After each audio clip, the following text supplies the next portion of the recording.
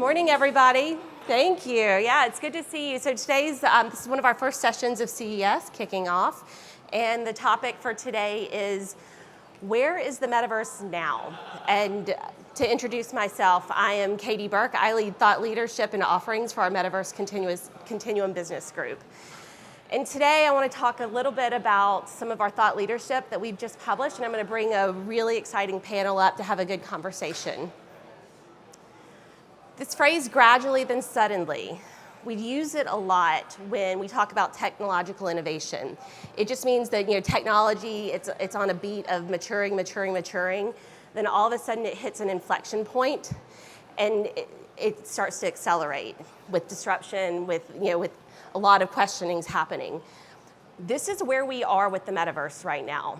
The underlying technologies of blockchain, XR technologies, AI, quantum, they've been maturing in their silos for a while now.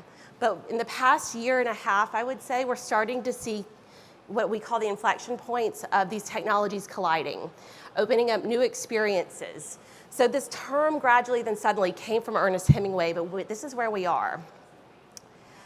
And what this is introducing is the next evolution of the internet. And that's not small. The next evolution of the internet, if you think about our lives and how the internet intertwines with it, we see a lot of this as disruptive to all parts of our lives, whether we are, the way we shop, the way we connect with each other, the way we work. I mean, every part of our job is now, the internet is a part of how we do it. So at Accenture, we are positioning the metaverse in two simple areas that have a lot of complexity underneath. One is the internet of place. So the way the internet is evolving is, with internet of place, is where we're going to have a bit more of a spatial experience of how we interact with the internet. It's going to be, 3D content, 3D immersion with avatars, volumetric capture, which you're going to see in some of these amazing demos around here. There's a lot of ways that we're going to actually create new sensory experiences from the internet, from XR technologies. The second is the internet of ownership.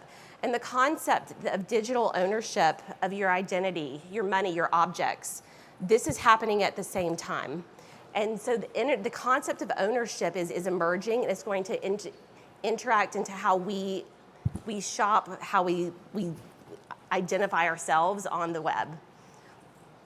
So what does this mean for Accenture? We call ourselves the Metaverse Continuum, and the continuum is the big word here. Continuum means that it's going to blend the physical and digital. These things are happening simultaneously. They might collide, they might not.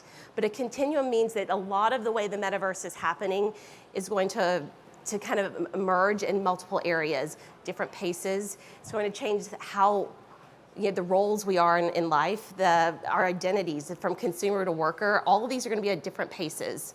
It's going to change how we experience immersiveness in the real world versus also 2D to 3D. We're going to seamlessly start to merge between these. And then what we're looking at today versus what we know tomorrow, I mean, this is a rapidly changing field. I would say even a year ago, what we've learned in the past year, we've had to continually change and evolve to keep up with the pace of this acceleration. Gradually then suddenly, we are now in the suddenly, and the pace is rapid at this point. So buckle up. I mean, we all have to kind of understand, help our clients, help you all figure out how your businesses interact and learn how to move into this new space and find value. The builders of Web3 are busy making applications. Many of our clients are launching NFT marketplaces right now. Blockchain and digital currencies are maturing so rapidly at the moment. It's incredible. So we have to keep up.